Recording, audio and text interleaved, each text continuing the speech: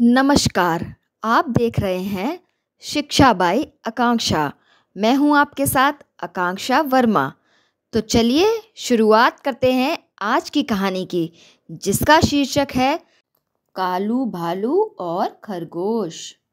सुंदरवन नाम का एक बहुत ही खूबसूरत जंगल था। उस जंगल में कालू नाम का एक भालू रहता था। वो देखने में जितना काला था, उससे भी काला उसका मन था। कालू जंगल के छोटे छोटे जानवरों को हमेशा अपनी बातों में फंसाकर उन्हें चट कर जाता था और उन्हें हमेशा बिना वजह ही परेशान करता रहता था। उसी जंगल में छोटू मोटू नाम के दो प्यारे से खरगोश रहते थे। उनकी आपस में बहुत अच्छी दोस्ती थी। दोनों पेड़ के नीचे एक सुंदर से घर में रहा करते थे। एक दिन छोटू बोला कि इस कालू भालू ने तो जंगल के छोटे छोटे जानवरों का जीना ही मुश्किल कर दिया है। हर रोज किसी न किसी छोटे जीव जंतु को अपनी बातों में फंसाकर चट कर लेता है। मोटू भी बोला कि हाँ भाई, बात तो तुम सही कह रहे हो, पर हमें अपने साथियों के बचाव के लिए कुछ ना कुछ तो करना ही पड़ेगा। मैं उस भालू को ऐसा सबक सिखाना चाहिए कि वह जीवन भर उसे याद रखे। अगले दिन दोनों खरगोश एक पेड़ के नीचे आराम से सुस्ता रहे थे। तभी दोनों के कानों में कालू भालू की आवाज पड़ी और वह बोला कि कहो छोटे छोटे खरगोश, क्या हाल है तुम्हारा। उस समय दोनों ने सोचा कि अगर वे भागने की कोशिश करेंगे तो भालू उन्हें दबोच लेगा।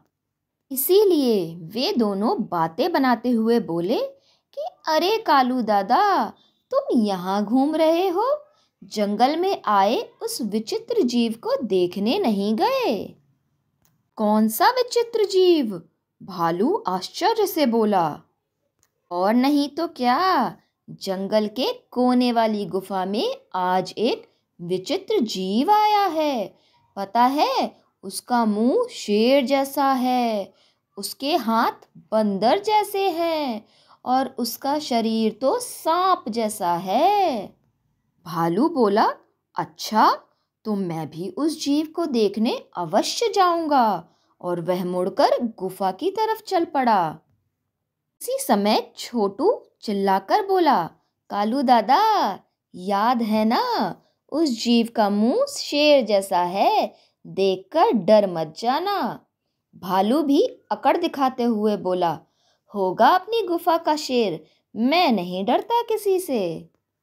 ना कहकर भालू विचित्र जानवर को देखने के लिए गुफा की ओर चल पड़ा। भालू धीरे धीरे गुफा के नजदीक पहुंच गया। वह घनी झाड़ियों के बीच में थी। दूसरी तरफ छोटू और मोटू भी फटाफट भागते भागते गुफा के पास जाकर छुप गए। गुफा के बाहर पहुंचकर भालू ने इधर उधर देखा और गुफा के अंदर प्रवेश करने लगा। जैसे ही वह गुफा के अंदर गया, उसे शेर का मुख दिखा। वह मन ही मन सोचने लगा कि लगता है यही वो विचित्र जानवर है। वह बिना झिझक के गुफा के अंदर जाता ही गया।